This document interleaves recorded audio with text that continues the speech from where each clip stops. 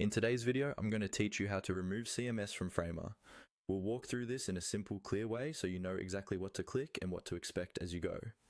Even though the process is short, deleting a CMS collection or CMS content is a pretty significant change, so it's important to do it slowly and intentionally. First, start by opening the specific page or project in Framer where your CMS content lives. Make sure you're in the right project, especially if you manage multiple sites or client workspaces. Once you're in the correct project, look for the page or item that's connected to your CMS that you want to remove. Give yourself a moment to double check that this really is the one you're planning to delete, because once it's gone, you can't easily bring it back.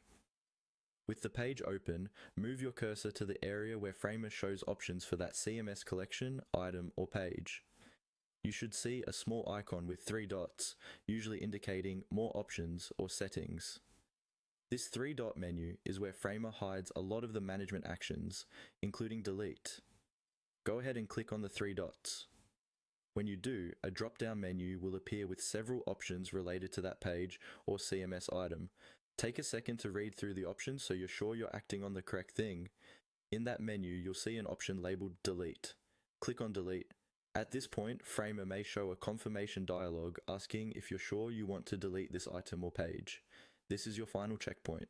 Confirm that you're deleting the right CMS content and that you've already backed up anything important, such as text, images, or settings that you might want to reuse later. Once you confirm, Framer will remove that CMS item or page from your project. If the page was connected to a CMS collection, the link between the design and that CMS content will also be removed. Afterward, it's a good idea to quickly review your site to make sure no other pages or components were depending on the content you just deleted. And that's it. By opening the page, using the 3-dot menu and choosing delete, you can safely and confidently remove CMS content from your Framer project.